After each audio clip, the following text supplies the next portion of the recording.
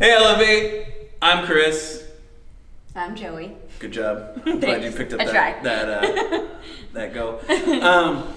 We're in the middle of what we as believers and followers of Christ call Holy Week. Now, there's a lot that goes with Holy Week, so we're going to talk about it a little bit and figure it out together and discuss what's going on. There's some funny stuff that we don't get when we read the Bible here, because we read little bits, and not the full story. Yeah. So we're going to talk about that. It actually reminds me of a time when I was in junior high. Oh, Now, little Chris. Little Chris, I know. We'll edit a picture there of junior high Chris, Somerset Tigers, repping. Oh. So I just didn't get what it meant to be cool. See, when I was in junior high, it was a very long time ago. There's actually like dinosaurs that we would ride, so it was pretty cool.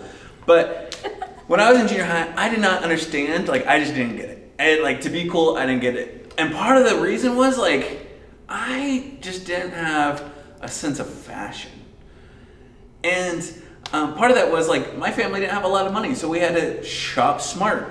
And so what everybody was I remember everybody was wearing sweatshirts. It was the thing to wear hoodies.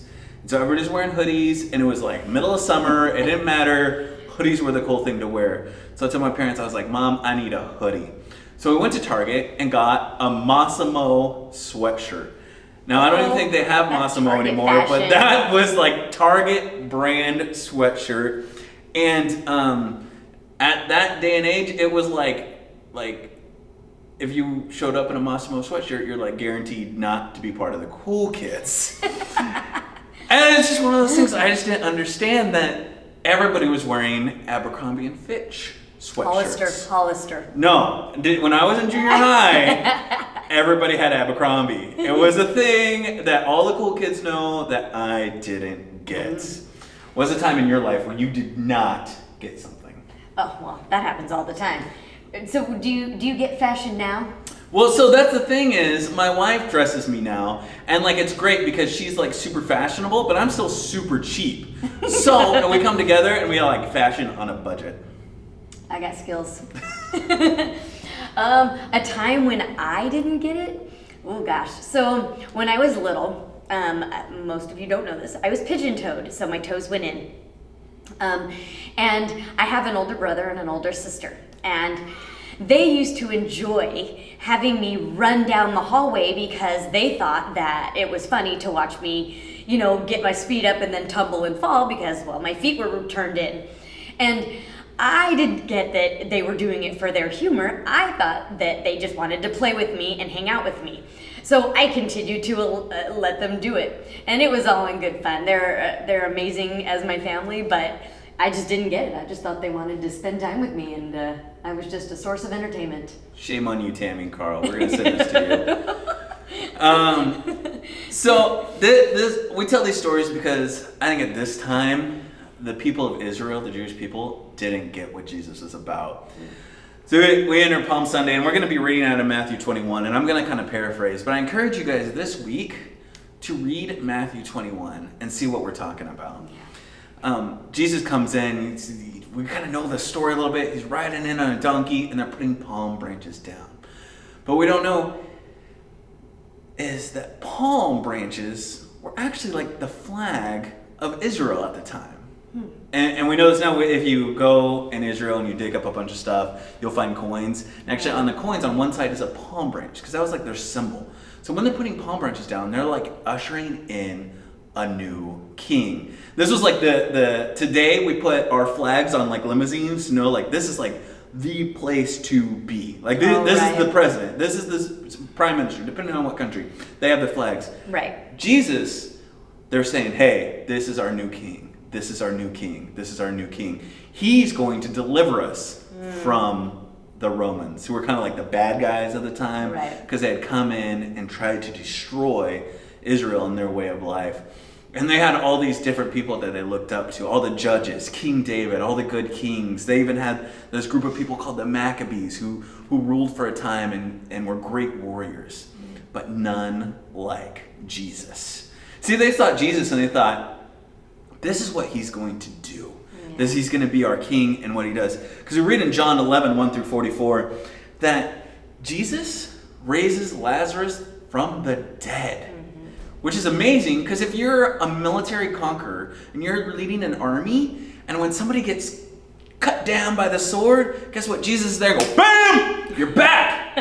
And all of a sudden, you have an army that can't die. Jesus keeps bringing them back. Now, actually, the first way an army loses is not because people die in battle, but because people starve to death and they become dehydrated. But we got Jesus, who makes bread and fish, like in John 6, 1 through 14, makes bread and feeding the 5,000, no problem. So now we're going to outlast any army because we have unlimited food and fish and water. And Jesus is just doing these things, and he is setting himself up, what the Jewish people thought, to be this great military leader that was going to conquer the Romans. So this is what they're doing, and they have no idea what he's going to conquer. No idea. Kind of awesome. Like you thinking your siblings love you when they're just playing fetch with you, and me not knowing any fashion sense. They didn't get it. Yeah. It went over their heads.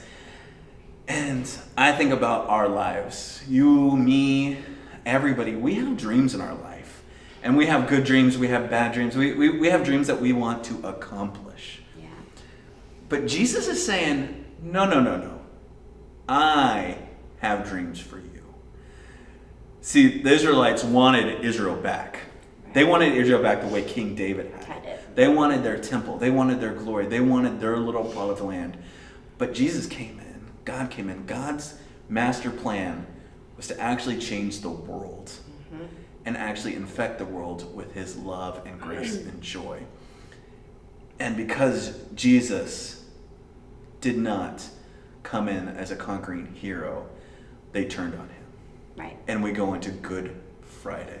What we call Good Friday now is actually one of the darkest times in human history. And we're going to talk more about that actually on our Good Friday service that's coming up Friday at 6.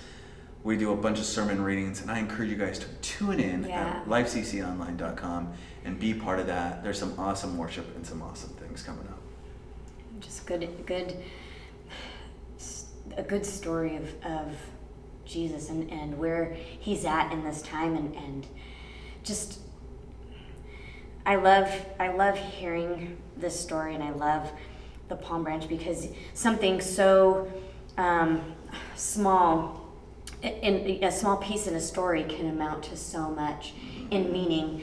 And I think that that's part of what we don't get, is some of the small things that happen throughout the Bible we don't get, and we miss some really important just things that Jesus wants to say, and share with us. Jesus has big dreams for your life. Yeah. But we need to let him work on his timing and his thing. Right now, we're all going crazy. We're all inside. We're all with each other. People are calling us every day about how somebody in their family drove them nuts. They don't realize that they're driving us nuts by calling us all the time. But we're here for you. We want to be here for you. Yeah. And remember, we may not understand God's timing of this whole virus and this whole in-home stay thing, but God has a master plan, and he is bringing people closer to us. We hope you join in Good Friday. We'll see you then.